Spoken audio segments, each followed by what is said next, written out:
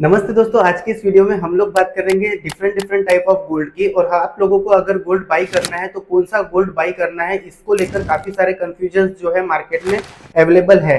तो ये सारे कंफ्यूजन जो है आज की ये वीडियो देखने के बाद में आपके दूर हो जाएंगे। तो दोस्तों सबसे पहले हम लोग बात करते हैं 14 कैरेट गोल्ड की। तो दोस्तों सबसे पहले आप लोगों को ये समझना जरूरी है कि अगर कोई 14 कैरेट का गोल्ड है तो उसकी प्योरिटी क्या है। अब कोई भी कैरेट की अगर आप लोगों को प्योरिटी निकालनी हो तो उसको आपको क्या करना पड़ेगा, जैसे 100 डिवाइडेड बाई 24, क्योंकि 24 कैरेट की जो प्योरिटी होती है वो 100% होती है। तो 100 डिवाइडेड बाई 24 जब आप करेंगे तो 4.166 आएगा। अब इसके बाद में अगर आप लोगों को मान के चलिए 14 कैरेट की प्योरिटी निकालनी है तो 4.166 को 14 से आप लोगों को इनटू कर देना है, यानी कि गुना कर देना है। तो आपका निकल के आएगा 58.33%। ये हो गई 14 कैरेट की प्योरिटी। अब ये जो 14 कैरेट का गोल्ड है ये इंडिया में आज भी अवेलेबल होता है और बहुत सारे ज्वेलर्स जो है आप लोगों को 14 कैरेट का गोल्ड जो है सेल करते हैं, लेकिन आप लोगों को उसके बारे में ज्यादा नॉलेज नहीं होता, क्योंकि ये जो गोल्ड होता है जनरली जो डायमंड की ज्वेलरी होती है उसमें सेल होता है, जिसमें डायमंड्स का एक हाथ स्टड लगा होता है और उसके बाजू में जो है गोल्ड होता है।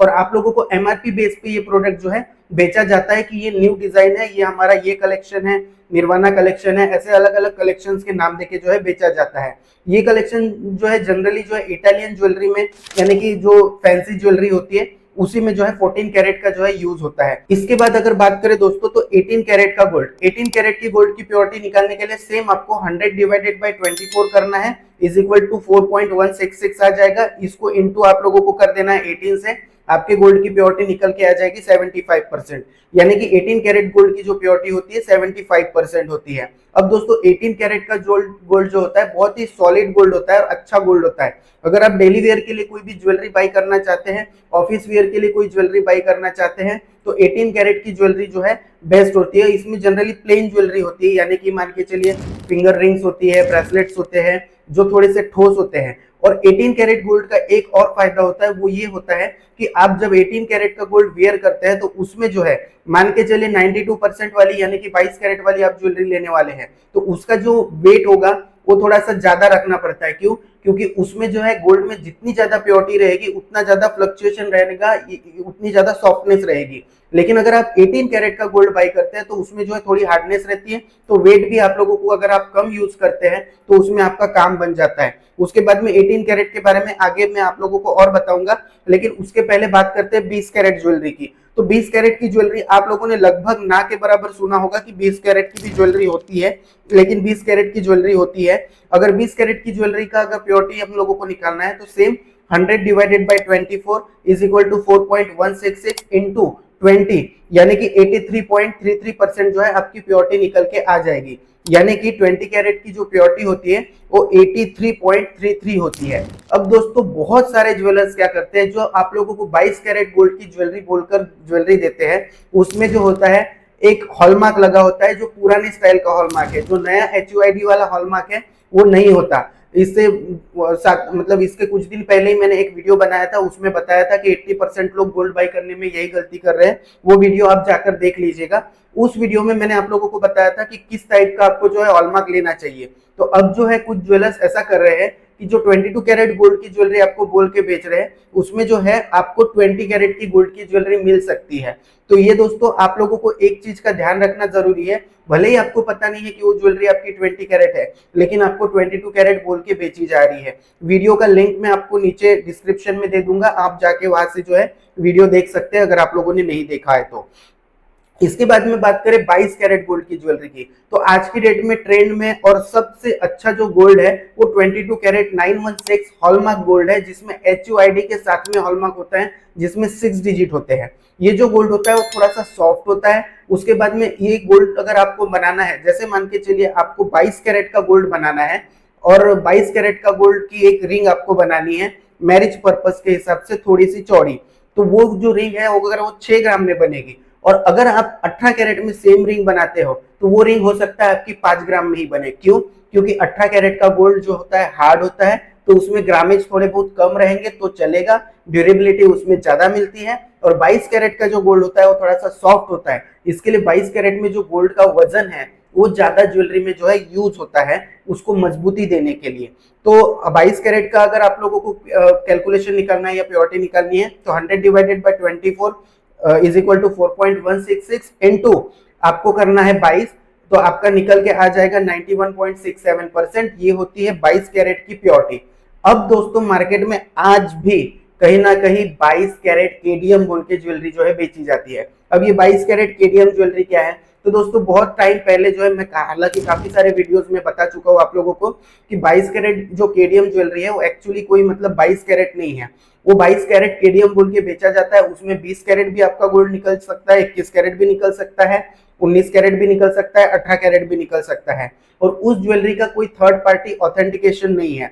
जैसे फॉर एग्जांपल अगर 22 कैरेट हॉलमार्क की आप ज्वेलरी ले रहे हो HUID वाली, तो ब्यूरो ऑफ इंडियन स्टैंडर्ड्स जो है BIS का हॉलमार्क उसके ऊपर लगाता है। उसके बाद में एक यूनिक आइडेंटिफिकेशन नंबर यानी कि HUID देता है। तो वो आपका एक थर्ड पार्टी जो है ऑथेंटिकेशन हो जाता है। एक थर्ड पार्टी जो है उसको अप्रूव करती है कि हाँ ये 22 कैरेट का ही गोल्ड है। लेकिन 22 कैरेट केडीएम अगर आप ज्वेलरी ले रहे हो तो आज की डेट में वो भी, तो आप बहुत बड़ी गलती कर रहे हो, क्योंकि 22 कैरेट केडीएम ऐसा कोई ज्वेलरी नहीं होती। अब ये केडीएम क्या है मैं आप लोगों को थोड़ा सा समझा देता हूँ। तो पहले के जमाने में क्या होता था कि जैसे मान के चलिए ज्वेलरी मैन्युफैक्चरिंग करनी होती थी, तो ज्वेलरी मैन्युफैक्चरिंग करने के लिए एक टाका बनाया जाता था। अब वो जो टाका होता था वो हल्का होता था, यानी कि जो गोल्ड की प्योरिटी है उससे कम प्योरिटी वाला जो है गोल्ड होता था, उसमें जो है बाकी अलॉयज मिक्स होते थे।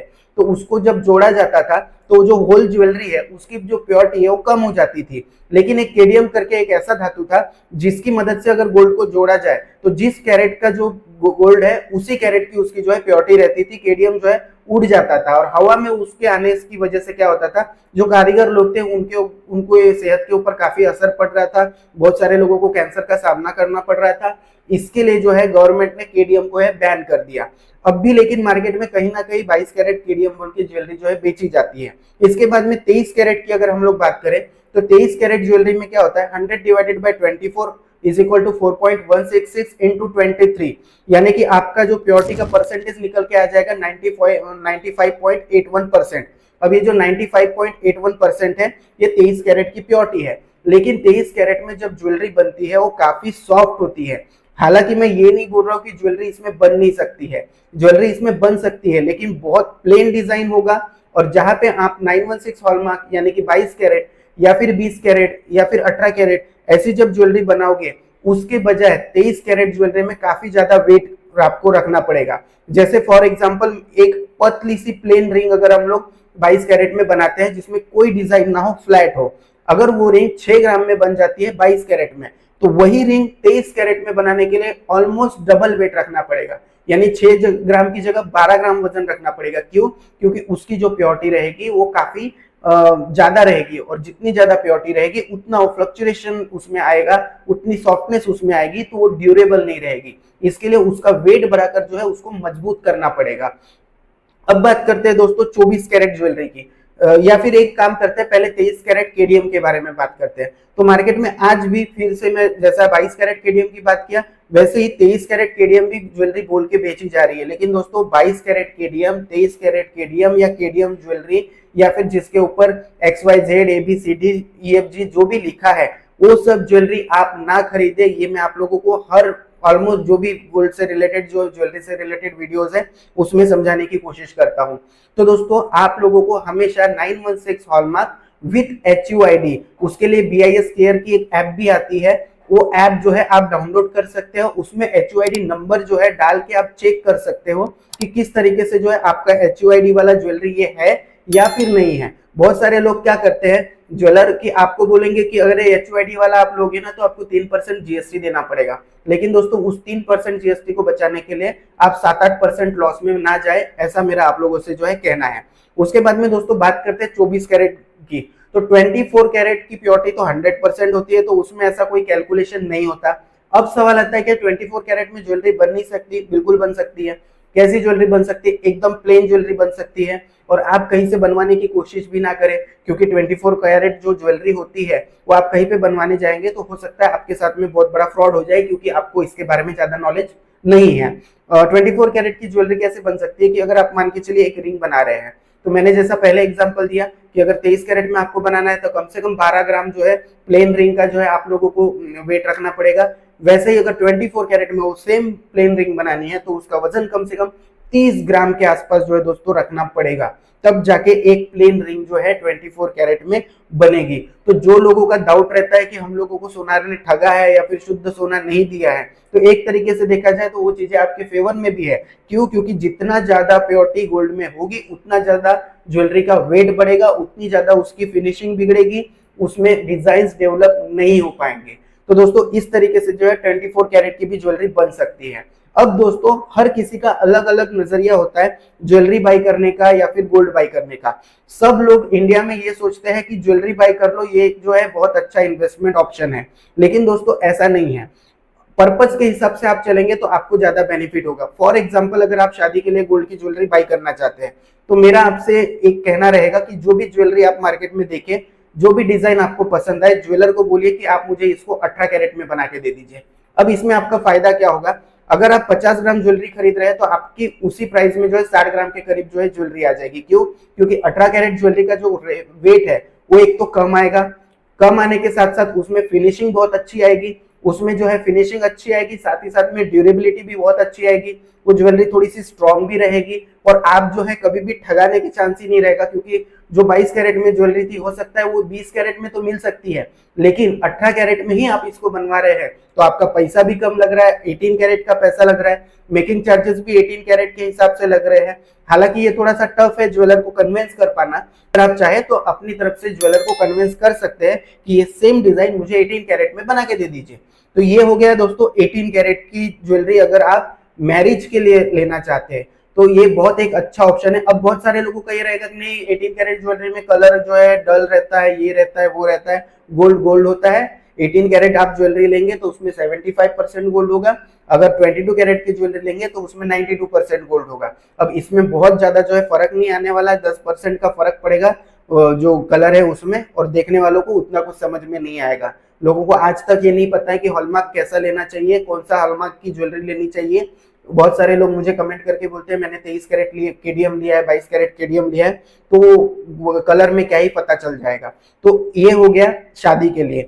अब दोस्तों अगर आपको शौक है ज्वेलरी का तो आप जाहिर सी बात है आप 22 कैरेट हॉलमार्क की ज्वेलरी ले सकते हो और उसमें बहुत सारे डिजाइन देख सकते हो, फिर उसमें अलग अलग पैटर्न्स हो सकते हैं, अलग अलग मेकिंग चार्जेस हो सकते हैं।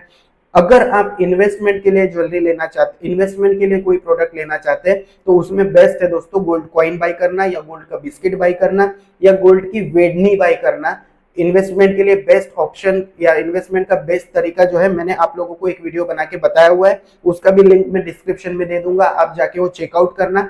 आप लोगों को समझ में आ जाएगा कि आधा आधा ग्राम की, एक एक ग्राम की वेडनी भी अगर आप बाई करते हैं 24 कैरेट की तो भी एक अच्छी खासी जो है वेल्थ डेवलप कर सकते हैं। तो दोस्तों उम्मीद करता हूँ ये जो ज्वेलरी बाइंग गाइड या गोल्ड बाइंग गाइड जो है ये वीडियो आज मैंने आप लोगों को बना के बताने की कोशिश की है, इससे आपको थोड़ा बहुत जो है नॉलेज आया होगा। आपको जितना पता है उससे थोड़ा सा सही आपको ज्यादा पता चला होगा। अगर ये वीडियो पसंद आया तो इसको लाइक कर दीजिए, दोस्तों के साथ शेयर कर दीजिए, चैनल पर नए हैं तो चैनल को सब्सक्राइब करना ना भूले। आज के लिए बस इतना ही, थैंक यू।